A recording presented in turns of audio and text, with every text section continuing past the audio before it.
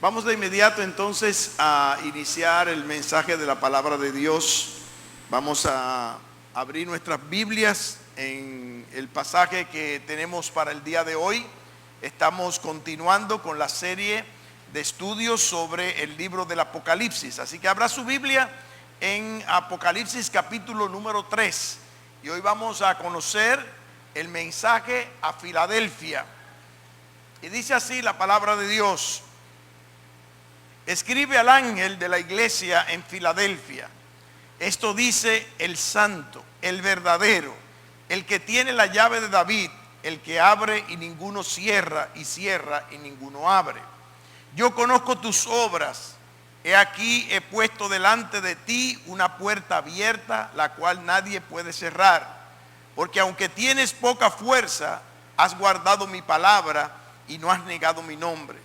He aquí yo entrego de la sinagoga de Satanás a los que se dicen ser judíos y no lo son, sino que mienten. He aquí yo haré que vengan y se postren a tus pies y reconozcan que yo te he amado. Por cuanto has guardado la palabra de mi paciencia, yo también te guardaré de la hora de la prueba que ha de venir sobre todo el mundo, o sobre el mundo entero, para probar a los que moran sobre la tierra. He aquí yo vengo pronto. Retén lo que tienes para que ninguno tome tu corona. Al que venciere yo lo haré columna en el templo de mi Dios, y nunca más saldrá de allí. Y escribiré sobre él el nombre de mi Dios y el nombre de la ciudad de mi Dios, la nueva Jerusalén, la cual desciende del cielo de mi Dios, y mi nombre nuevo. El que tiene oído, oiga lo que el Espíritu dice a las iglesias.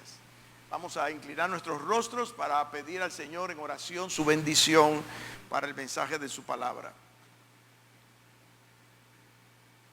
Padre nuestro, estamos aquí ante tu presencia, reconociendo toda tu gloria, toda la honra que solamente tú, oh Padre, mereces que nosotros te demos. Padre, gracias por la oportunidad que tú nos das de poder reunirnos en esta mañana, en el gozo de saber que estamos adorándote, que estamos glorificándote, que estamos honrándote.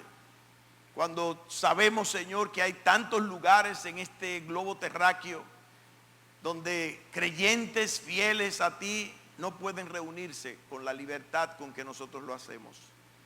Padre, queremos darte gracias por la oportunidad que nos das de igual manera de exponernos a tu palabra. Y queremos, Padre, que por medio de tu Espíritu tú puedas hacer la obra en cada persona aquí presente, y aún a través de aquellos que por los medios de comunicación pueden estar conectados en estos momentos con nosotros. Te rogamos, Padre, que tú también les bendigas y que tu palabra pueda ser de bendición a cada uno en la medida en que ponemos por obra lo que es tu consejo. Gracias, Padre, por tu bendición. Gracias, Señor, por todo lo que tú nos das. Gracias, Señor, por tus todas dádivas y todos dones que vienen de tus manos. Gracias, Padre, en el nombre precioso de tu Hijo Jesucristo. Amén. La palabra de Dios nos muestra en el día de hoy uno de los mensajes más hermosos que encontramos en la palabra de Dios, y en especial en el Nuevo Testamento, dirigido a una iglesia en particular. Este es el estudio antepenúltimo de los 7 mensajes que el Señor escribe en el libro del Apocalipsis a las 7 iglesias que están en el Asia Menor. Y vemos aquí que ciertamente es un mensaje maravilloso, un mensaje fabuloso, un mensaje alentador, un mensaje motivador a esta iglesia por diferentes razones que vamos a explicar y que vamos a conocer en esta mañana. Pero por otro lado, sabemos que dando datos, como hemos dado a través de los diferentes estudios a las 7 iglesias, estamos hablando de la iglesia que se encuentra en la ciudad de Filadelfia. La ciudad de Filadelfia es una ciudad conocida hoy día por el nombre de Al-Aseir. Se encuentra en Turquía hoy, el territorio del Asia Menor que ocupó la iglesia de Filadelfia en el tiempo en que el apóstol Juan dirige por medio del Señor Jesucristo a el pastor o los pastores de esta iglesia para dar a conocer la voluntad de Dios para esta iglesia local. La ciudad de Filadelfia fue fundada en el año 189 antes de Cristo por el rey Eumenes II de Pérgamo. Tiene su nombre porque precisamente su hermano llamado Filadelfo, por el amor que le tenía a su hermano de carne, su hermano de sangre, le dio la oportunidad de tener este epíteto en su haber, en su vida. Y la palabra Filadelfo lo que significa es el que ama a su hermano. Y estamos hablando precisamente de Atalo II, al cual, como hemos dicho, Eumenes II le da a conocer o le da la potestad de poder reinar en el reino de Filadelfia.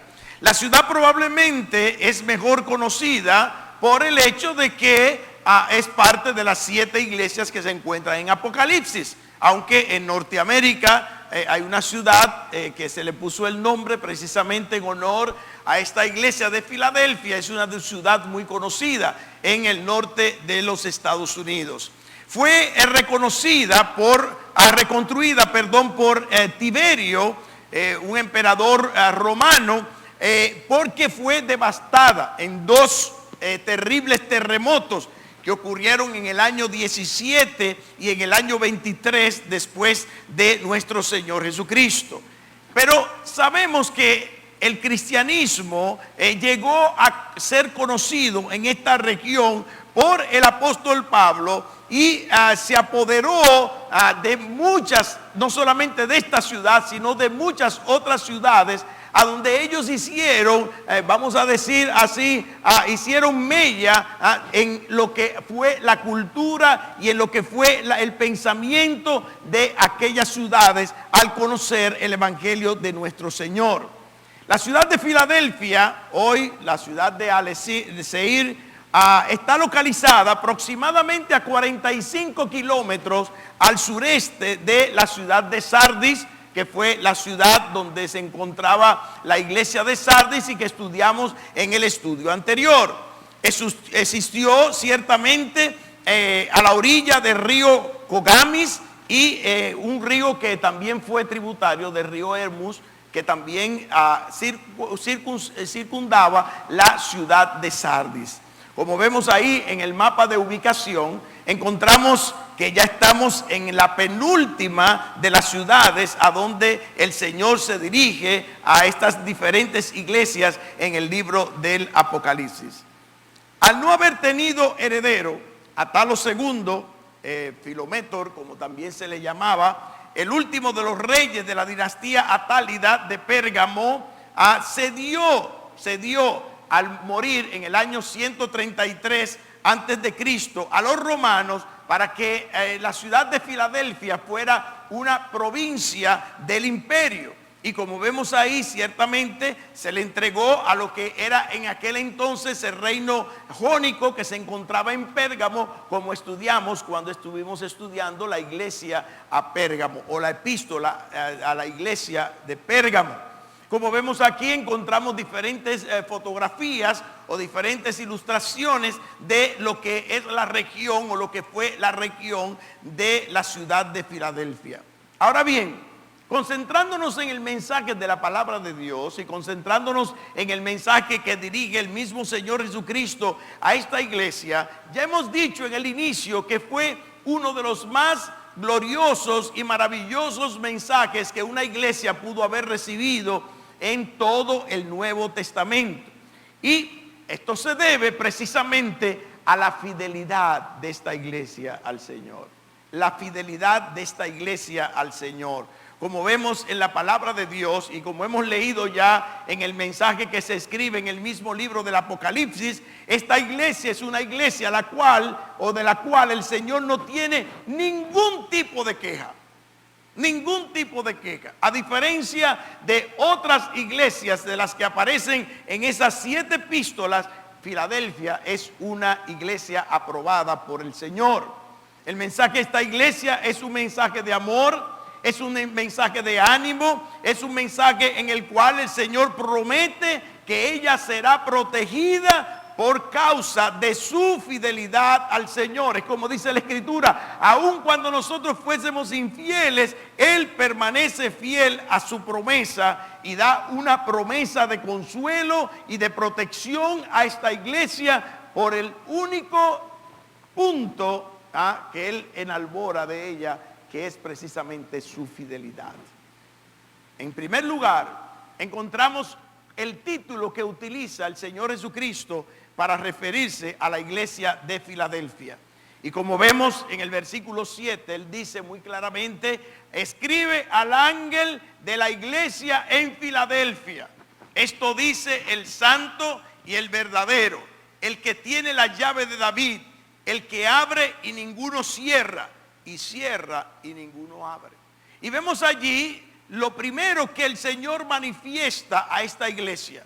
Se presenta aquí como el santo y el verdadero. Pienso que no hay fidelidad si no hay santidad. No puede haber fidelidad en el corazón de un creyente si ese creyente no practica una vida de santidad o no vive una vida de santidad. Este título con el cual se refiere el Señor a la iglesia de Filadelfia es un título que presenta 3 características importantes. La primera característica tiene que ver o es con respecto a su carácter santo y su carácter inmaculado, su carácter veraz, como establece la palabra de Dios.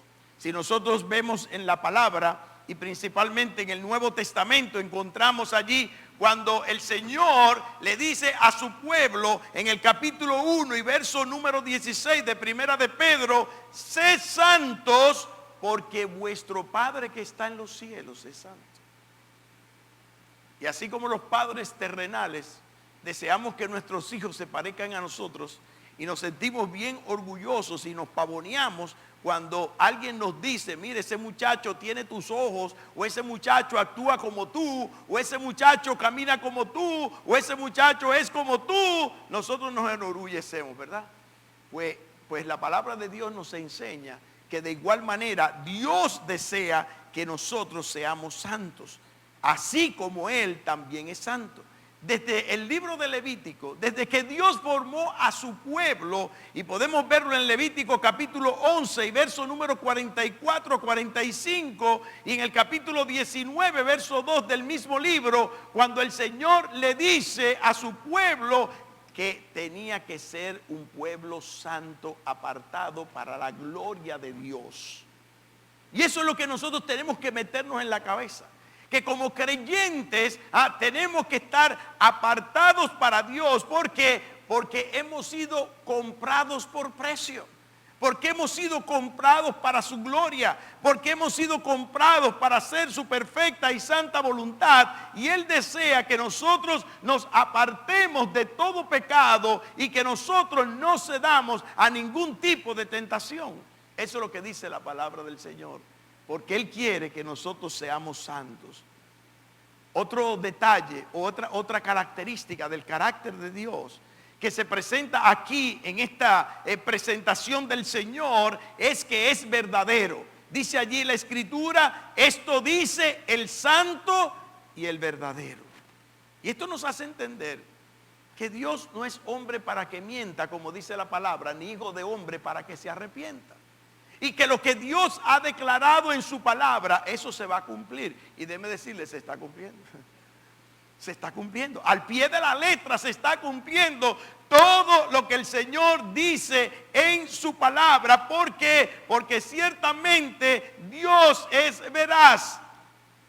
Y así se presenta el Señor Jesucristo cuando se refiere a esta iglesia, a una iglesia santa, una iglesia bendecida, una iglesia que no tiene ningún tipo de queja de parte del Señor. Y dice aquí la Escritura, yo soy el santo y yo soy el verdadero. en Isaías capítulo 6 y verso número 3, la palabra de Dios nos habla acerca de la verdad, de la veracidad de nuestro Dios. El Señor una y otra vez nos enseña conforme a su palabra que Él es veraz. En Isaías capítulo 40, verso 25, y vamos ahí a la palabra de Dios, y vamos a ver ahí cómo la palabra de Dios nos enseña a cómo Dios es veraz y cómo Dios se manifiesta a su pueblo con esa veracidad. Dice, ¿a qué pues me haréis semejante y me compararéis? Dice el Santo. Levantad en alto vuestros ojos y mirad quién creó estas cosas. Él saca y cuenta su ejército, a todos llama por sus nombres, ninguna faltará. Tal es la grandeza de su fuerza y el poder de su dominio. Y la palabra de Dios una y otra vez nos manifiesta esta verdad acerca de nuestro Dios y acerca de nuestro Señor Jesucristo. Por 30 años, este templo ha estado coronado con ese versículo. Yo soy el camino y la verdad y la vida. Nadie viene al Padre sino por mí.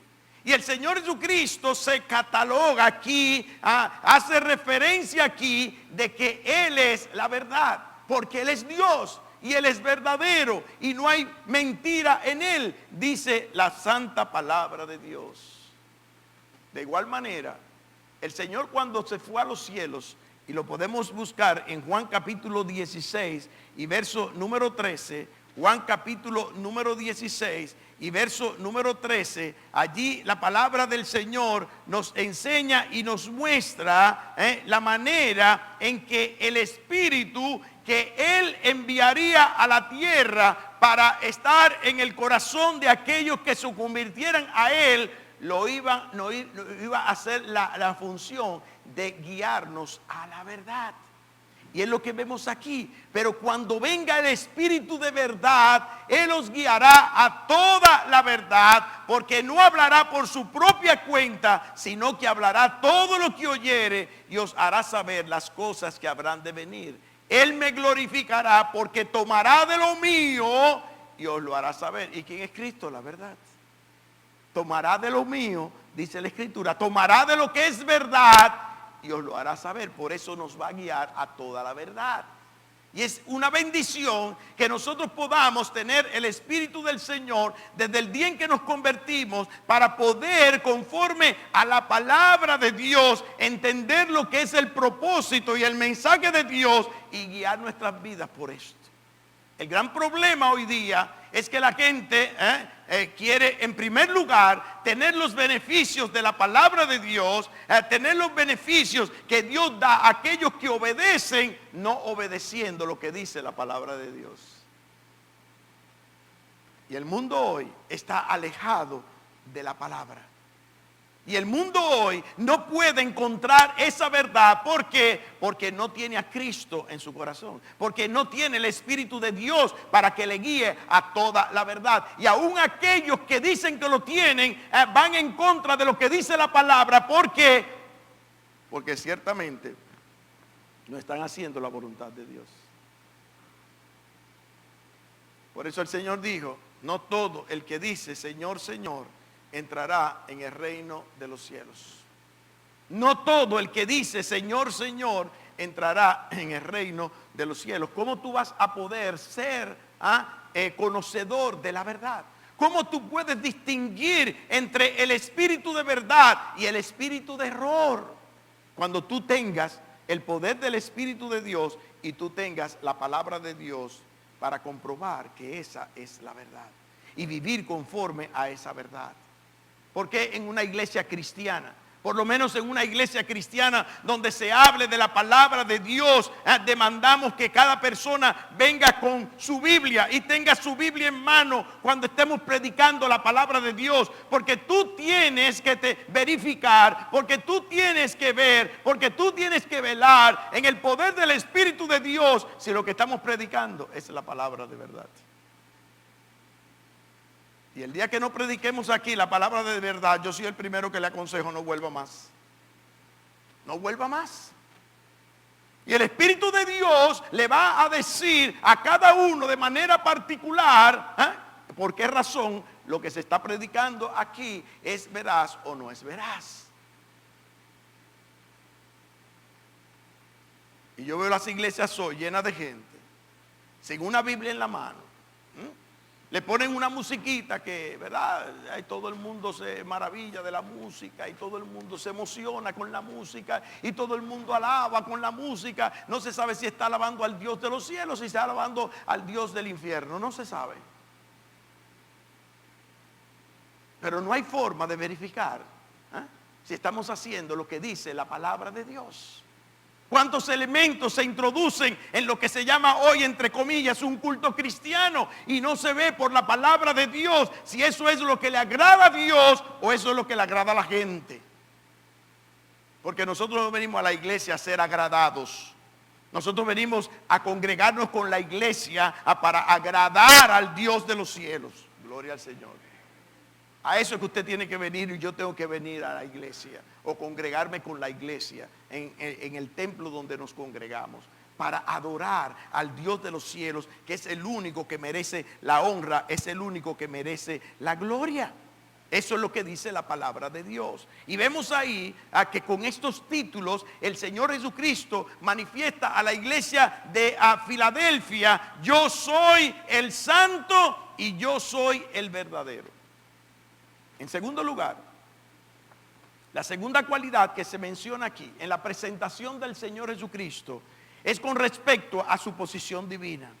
Y vemos ahí cuando el texto dice: escribe al ángel de la iglesia en Filadelfia, esto dice el santo, el verdadero, y ahora dice el que tiene la llave de David. El que tiene la llave de David. Hablando de su posición con respecto a nuestro Dios. Nuestro Señor Jesucristo es constituido como Rey de Reyes y Señor de Señores. Cuando el Señor Jesucristo venga por segunda vez, dice la palabra, vendrá con una escritura que dirá: Rey de Reyes y Señor de Señores. Apocalipsis capítulo 19. Él es constituido como el heredero del Rey David. Él es el que iba a posesionarse, como dice la escritura, de todo aquello que Dios había prometido al rey David. Abra su Biblia en Hebreos capítulo número 1. Hebreos capítulo 1 y verso 5. Hebreos capítulo 1 y verso 5. Mire lo que dice allí la palabra de Dios. Mire lo que dice allí la escritura. Hablando del Hijo de Dios, hablando del Señor Jesucristo, el autor a los hebreos ha de demostrar aquí que Él es superior a todos, a todo lo que ha sido creado, aún a los ángeles. Porque ¿cuál de los ángeles dijo Dios jamás: mi hijo eres tú, yo te he engendrado hoy, y otra vez yo seré a él padre y él me será mi hijo? Y otra vez, cuando introduce al primogénito en el mundo, dice: adórenle todos los ángeles de Dios. Ciertamente los ángeles, dice, el que hace a sus ángeles espíritus y a sus ministros llama de fuego. Mas del Hijo dice: tu trono, oh Dios, por el siglo del siglo, cetro de equidad es el cetro de tu reino. Has amado la justicia y aborrecido la maldad. Por lo cual te ungió Dios, el Dios tuyo, con óleo de alegría más que a tus compañeros.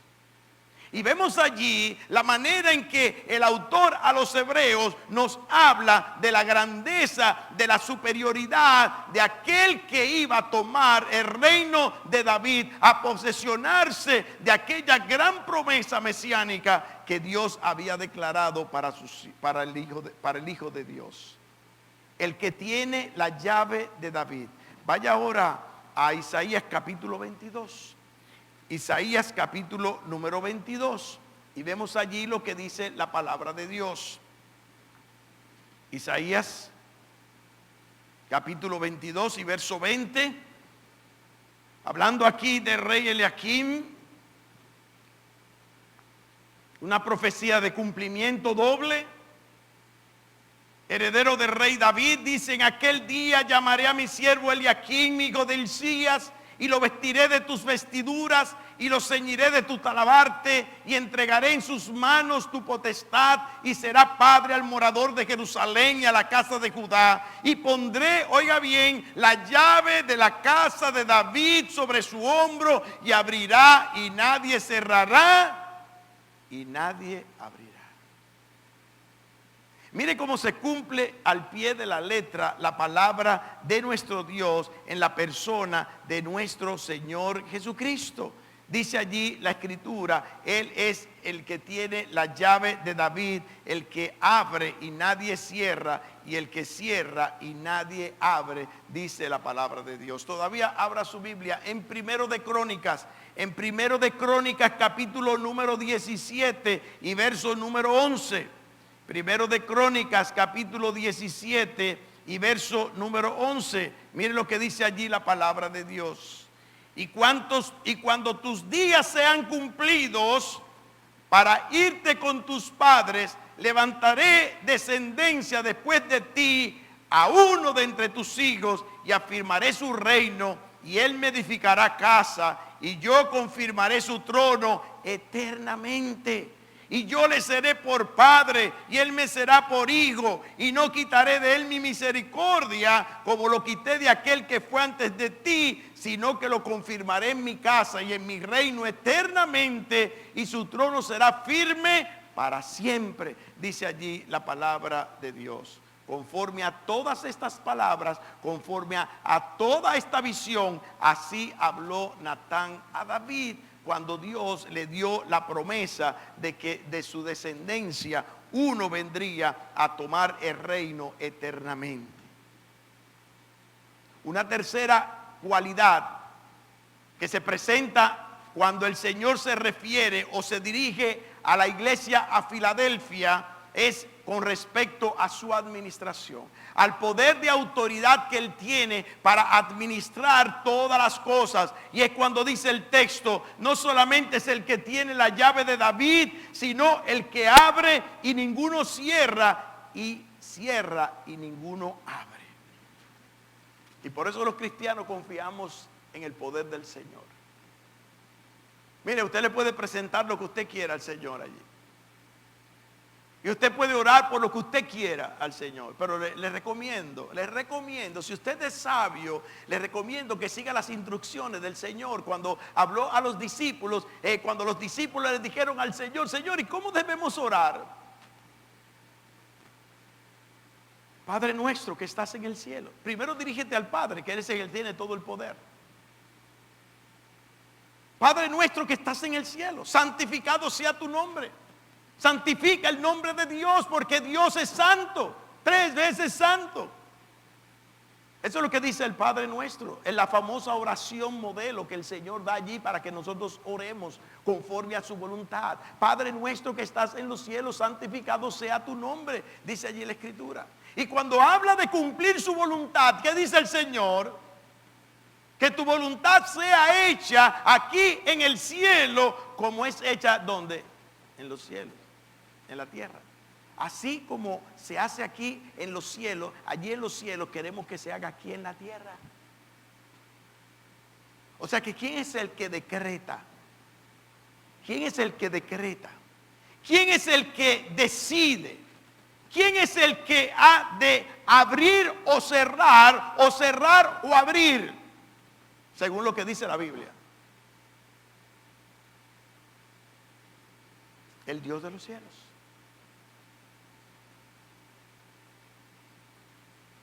Y yo oigo por ahí personas decretando: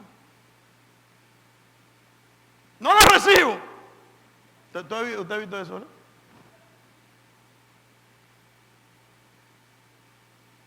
No, eso es así. Eso va a ser así. Yo lo declaro. Yo declaro que va a ser así.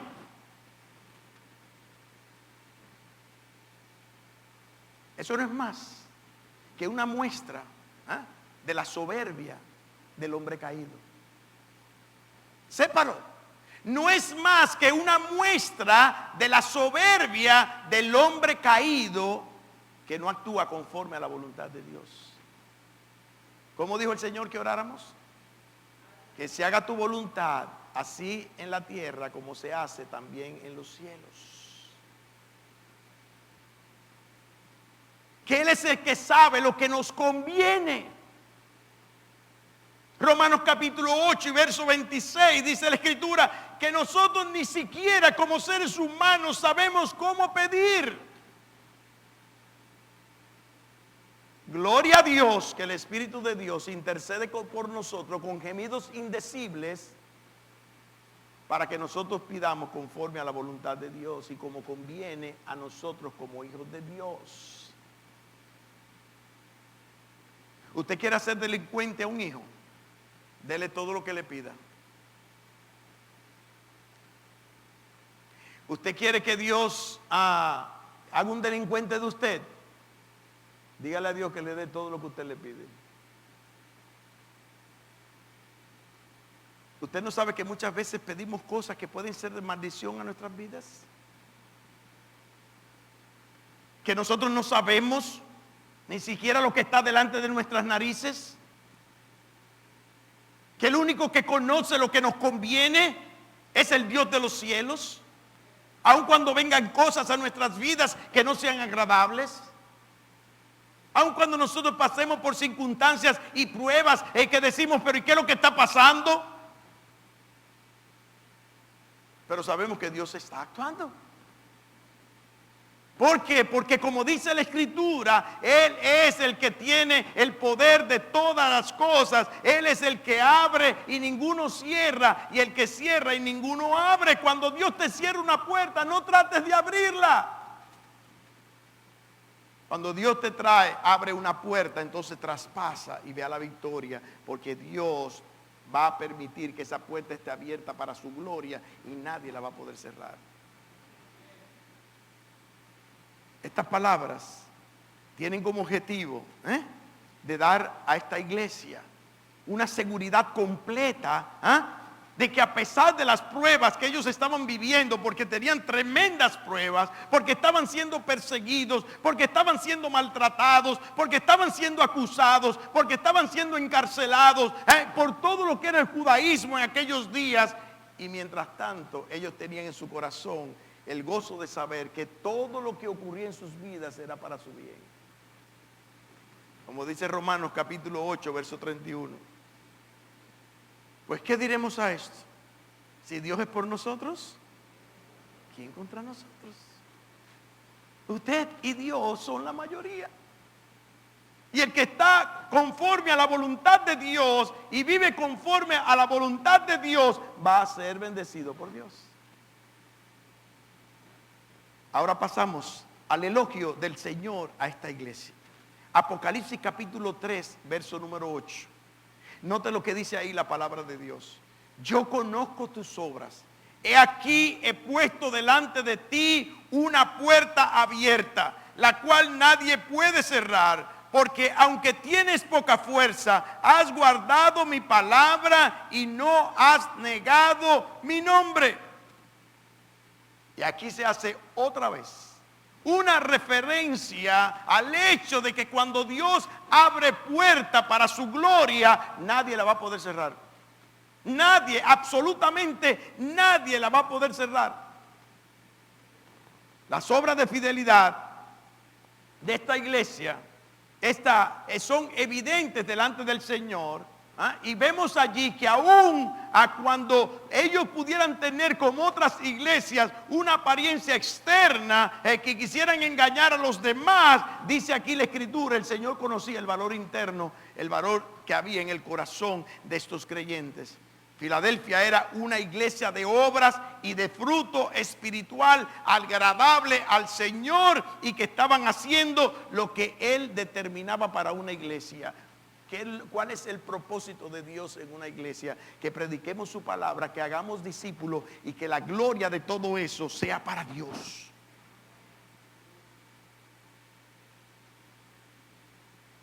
Hoy día hasta nosotros los cristianos utilizamos tantos epítetos para los hombres, cuando solamente debemos usar ese tipo de epítetos para el Señor. No, porque eso es una gran iglesia.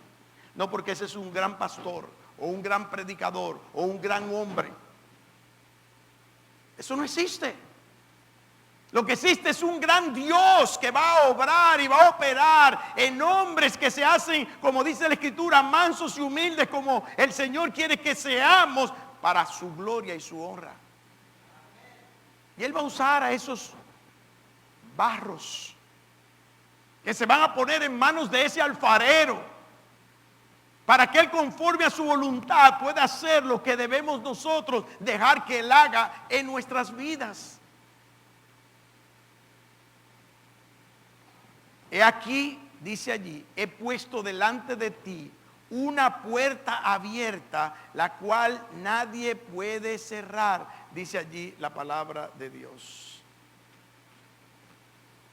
Interesante lo que vemos en la palabra de Dios. Vaya primero a los Corintios, capítulo 16, verso 9. ¿A qué puerta se está refiriendo este pasaje de la palabra de Dios? Usted sabe que mientras más fiel es una iglesia, más problemas de sufrimiento y prueba va a tener. ¿O no dice la Biblia, los que quieren vivir piadosamente padecerán persecución? ¿No dice la Biblia que somos herederos de Dios, coherederos de Cristo, si es que juntamente con Él padecemos, para que juntamente con Él seamos glorificados? Y cuando Dios vio la fidelidad de la iglesia en Filadelfia, el Señor abrió tremenda puerta para la gloria de su nombre. 1 Corintios capítulo 16, nosotros vemos ahí en la palabra de Dios la manera en que el apóstol Pablo habla de la forma en que Dios abre este tipo de puertas. Y dice allí, vamos a leer desde el versículo número 7, hablando de los planes que hace el apóstol Pablo, que tiene el apóstol Pablo para ir a Macedonia.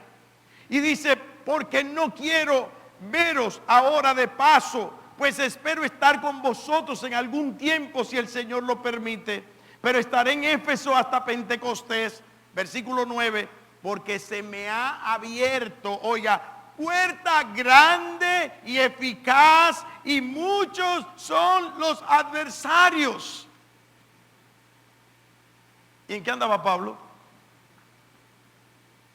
¿Cuál era el oficio de Pablo? Predicar el evangelio de Cristo a los gentiles. Decirle a los gentiles que Cristo era el Dios y Señor que podía dar salvación y vida eterna a sus almas. Y lo vemos en la palabra cuando el Señor llamó al apóstol Pablo. Quiero que vayas a los gentiles. Te he apartado de tu pueblo y de tu nación, y ahora te envío a los gentiles, para que le prediques el evangelio, dice la palabra, para que se conviertan de los ídolos a Dios, de la potestad de las tinieblas a Dios, dice aquí ahí la escritura.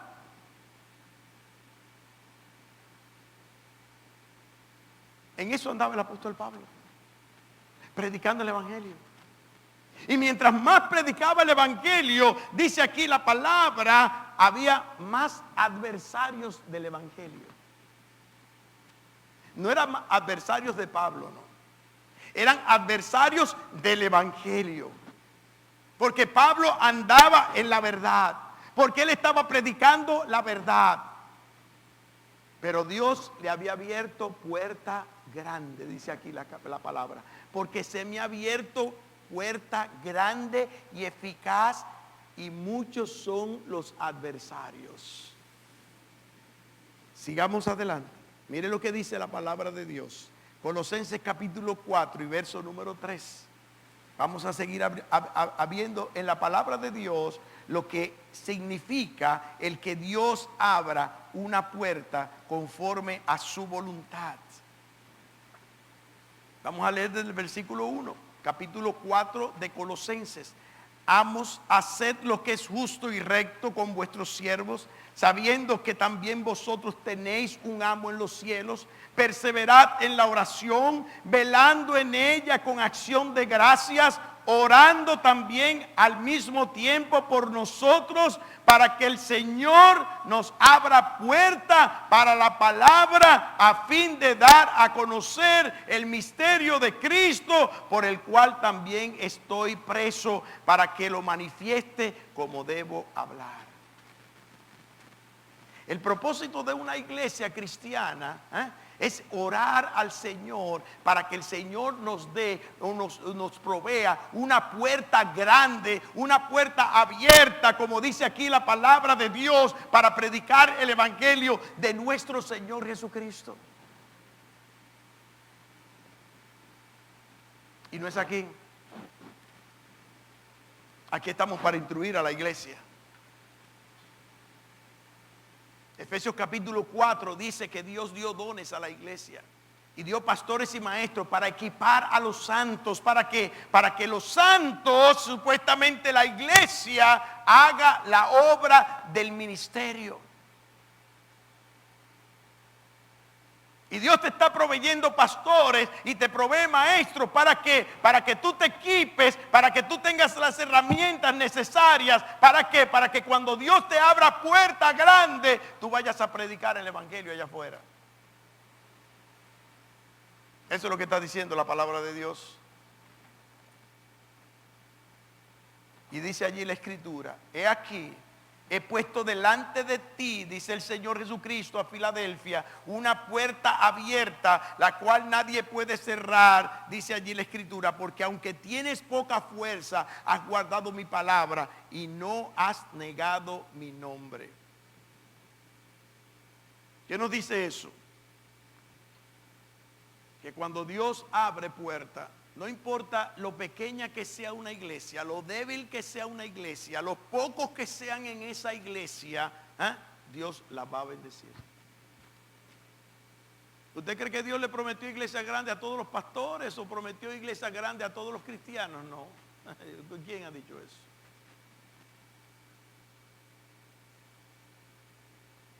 Ahora, lo que yo sí estoy seguro, que Dios prometió bendecir a todos aquellos que sean fieles. No importa que sean grandes, no importa que sean medianos, no importa que sean pequeños. Dice la palabra de Dios, cuando somos fieles, dice la escritura, Dios va a abrir puertas grandes. Hechos capítulo 14, verso número 27. Hechos capítulo 14 y verso número 27. Mire lo que dice allí la palabra de Dios.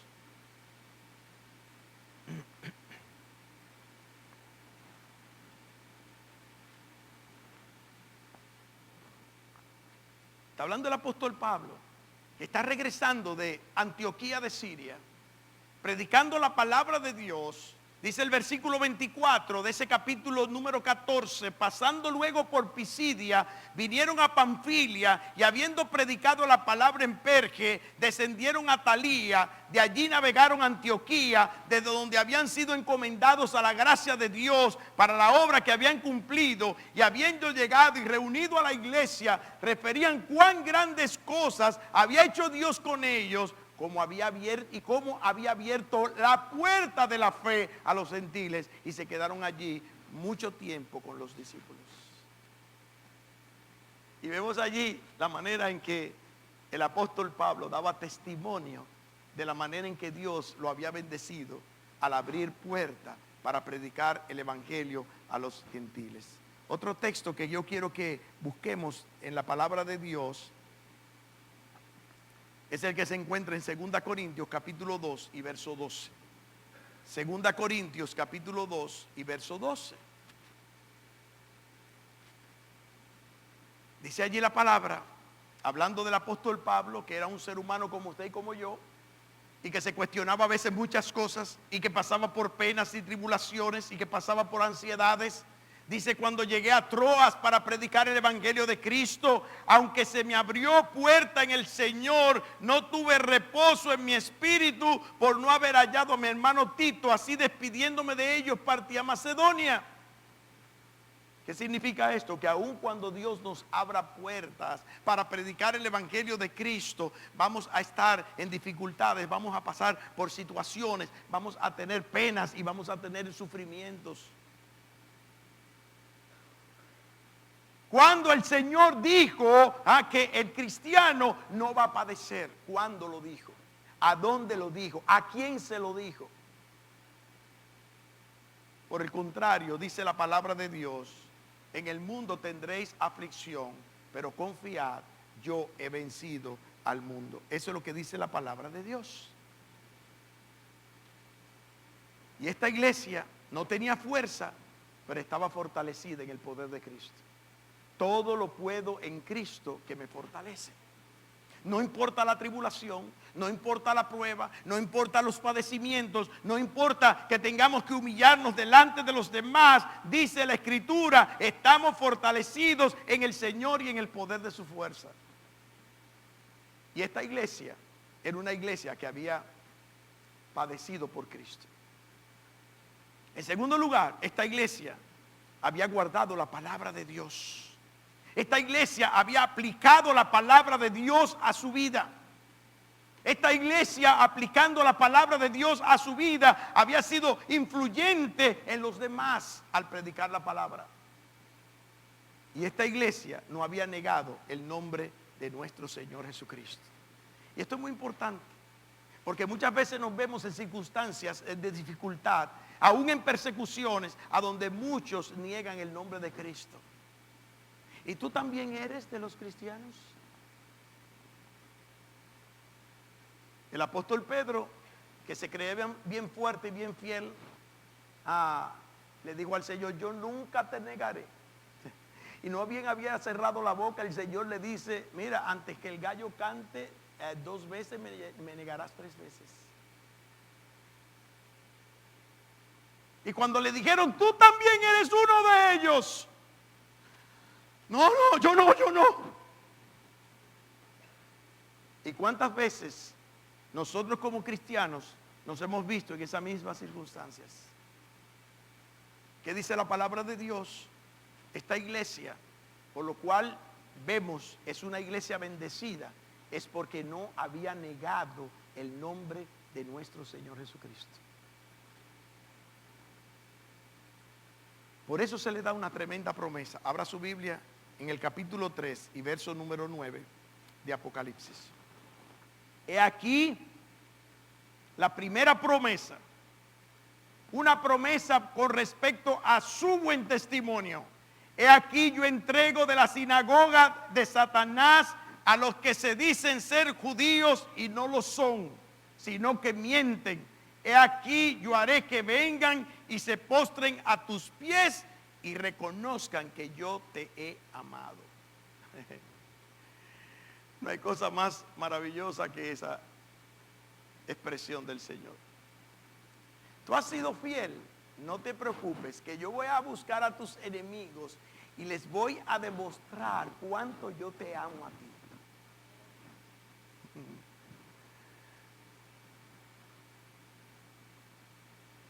Una mujer puede entender eso, una esposa, ¿verdad?, puede entender eso.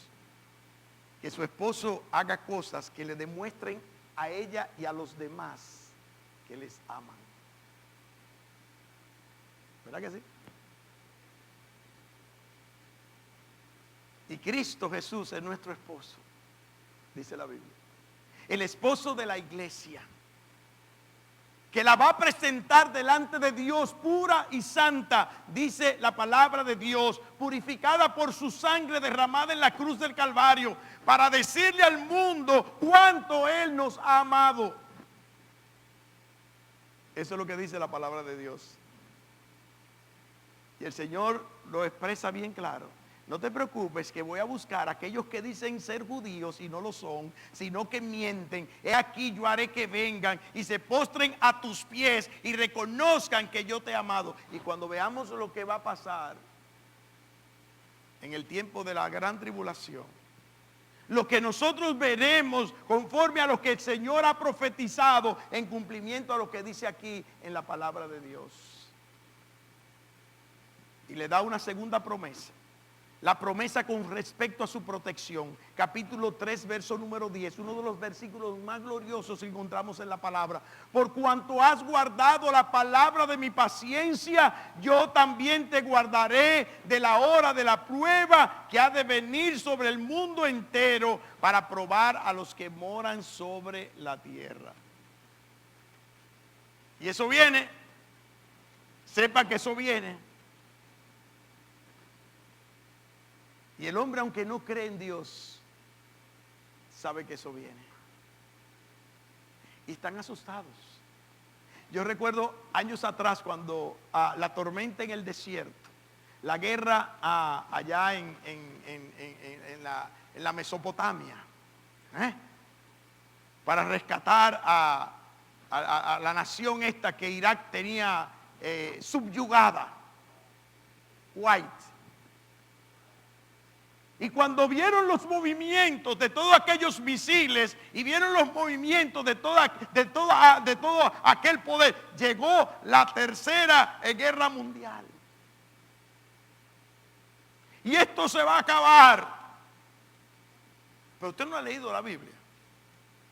Mateo capítulo 24. Usted no ha leído Mateo capítulo, no le voy a decir la Biblia entera. Mateo capítulo 24. Cuando el Señor dice, y habrán guerras y rumores de guerras, pero todavía no es el fin. Y ahora pasó eso y ahora estamos con lo coreano. Con Corea del Norte, que está amenazando a media humanidad de que esto se vaya a acabar. Y la gente está temblando. Ahí viene la otra guerra. Yo no sé cuántas terceras guerras mundiales hemos tenido ya.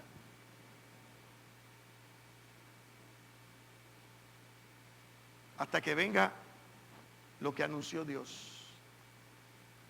Hasta que se ejecute. Mire, guerra avisada, dicen por ahí, no mata soldado. No crean en esa cuestión de que mire, no, que mire, que le vamos a mandar, que sé yo, cuántos misiles. No, no, mándaselo y que se enteren después que están mandados. Eso es guerra. Yo me acuerdo aquí cuando tuvimos la guerra en el 65. Avisaban por el radio, vamos a bombardear Ciudad Nueva, los que estén en la manzana tal, salgan de ahí, se vayan a otro lado. ¿Y qué guerra es esa? Pues nunca van a matar a los enemigos. Entonces la gente ponía, yo no sé si usted se acuerda, Papío es de esa época, que igual que yo. Entonces ponían espejitos para darle reflejo a los aviones, para que no tiraran la cuestión. Y no sabían que los espejos eran los que los delataban. ¿A dónde era que estaban?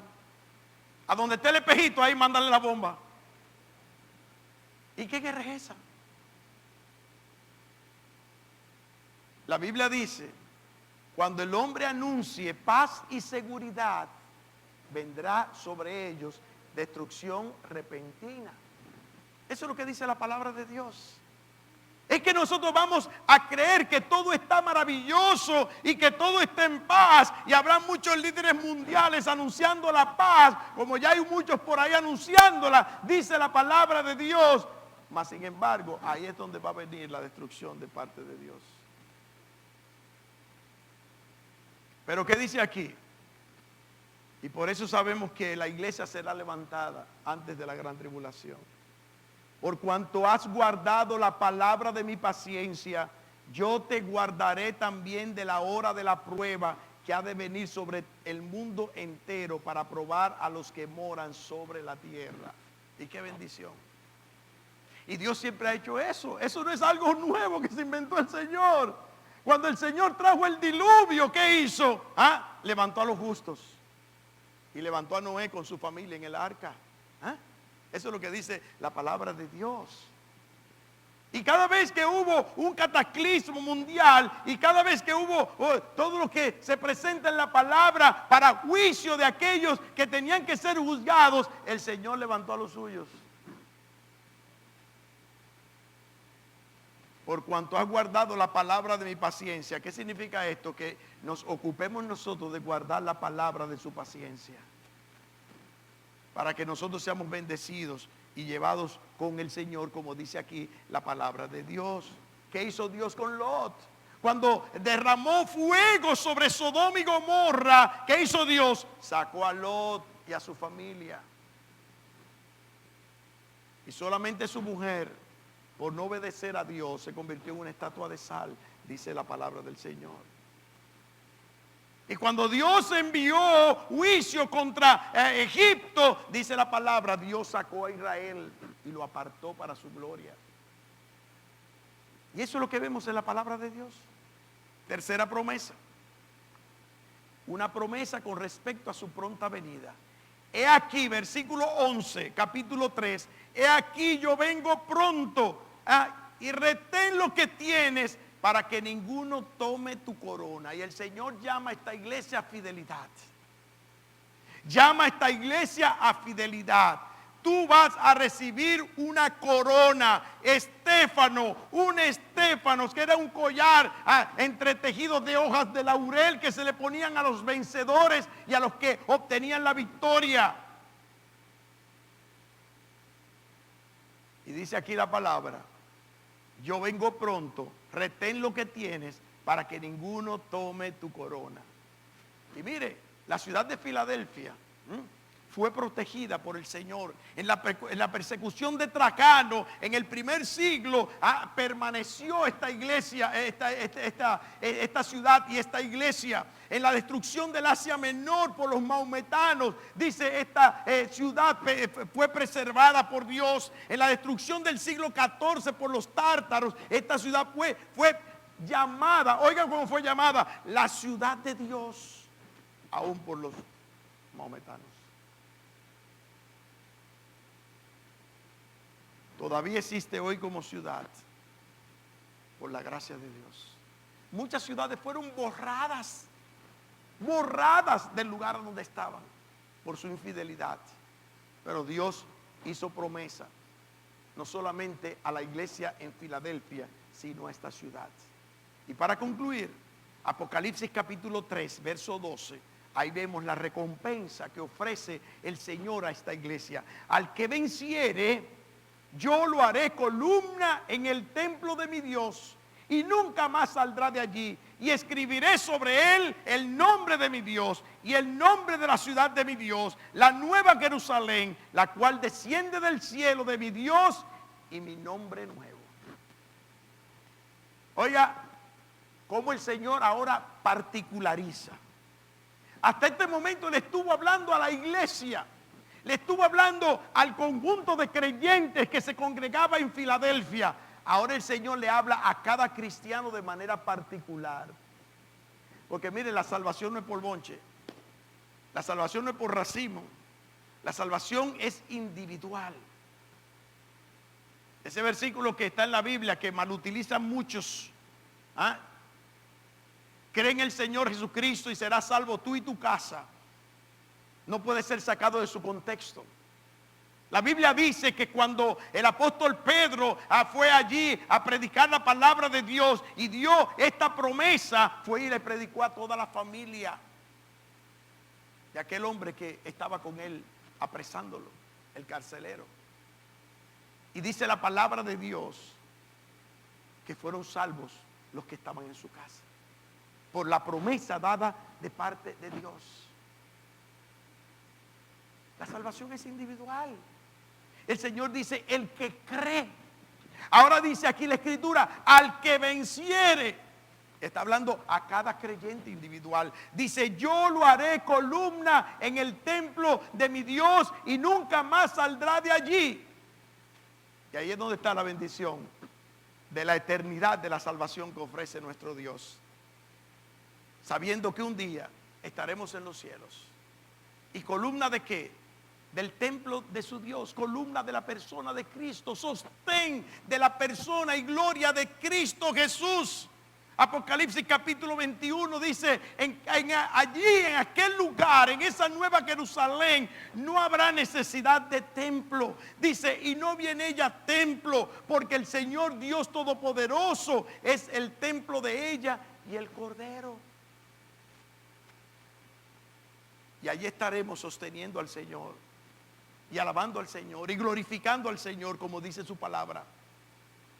Y declara aquí como parte de su posesión: y escribiré sobre él el nombre de mi Dios. Así como escribió el Señor y demandó a los sacerdotes del Antiguo Testamento: pongan sobre sus frentes un letrero que diga: santidad a Jehová, somos tuyos eternamente. Es lo que está diciendo el Señor aquí.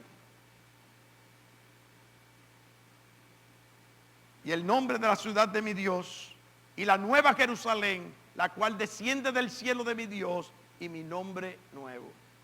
Y ahí vemos una imagen de esa nueva Jerusalén. Vamos a Apocalipsis capítulo 21 y verso 24 al 27.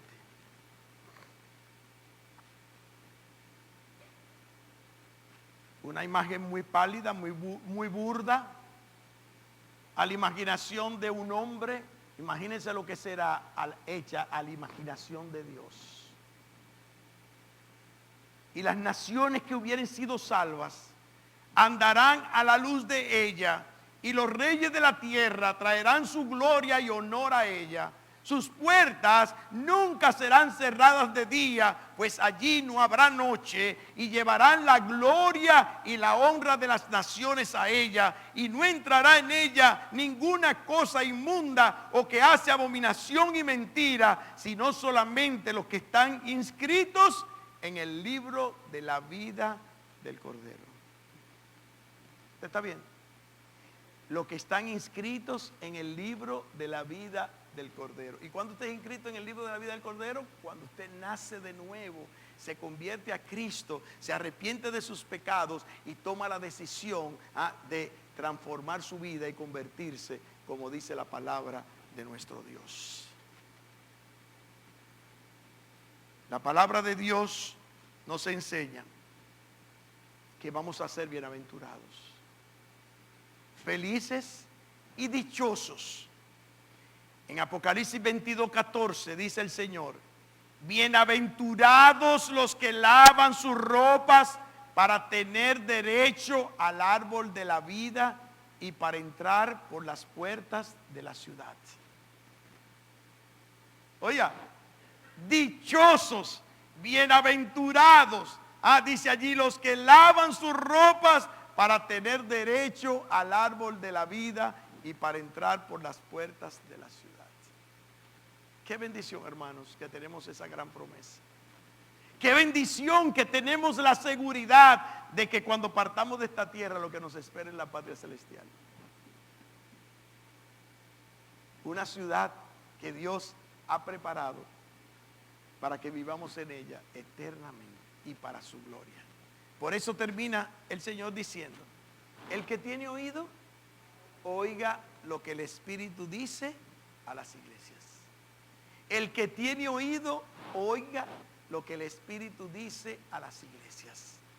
Si usted tiene oído, entonces prepárese, como decía alguien por ahí, preparen la maleta, que ya el viaje está cerca, para la gloria de Dios. Vamos a orar.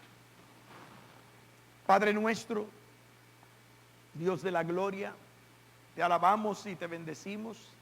Te damos las gracias por la oportunidad que nos has dado de poder conocer este maravilloso mensaje a la iglesia de Filadelfia.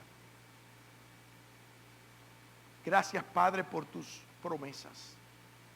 Gracias, Señor, porque en ti tenemos la seguridad de la vida eterna.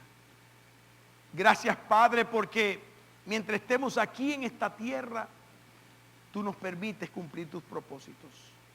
Y te rogamos, Señor, que nos mantenga esa puerta grande y abierta para predicar tu palabra, para hacer testimonio a los demás, para glorificarte con nuestras acciones, para vivir conforme a ti, oh Dios, para hacer tu voluntad perfecta y soberana.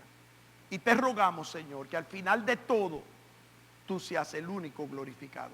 Bendícenos y guárdanos como iglesia, pero de manera particular, oh Dios, a cada hermano, a cada creyente, a cada uno de aquellos que ha dicho que se ha convertido a ti, oh Dios. Transfórmales, vístele de esa santidad en el poder de tu fuerza. Y te lo rogamos y te damos las gracias por Cristo Jesús. Amén. y amén.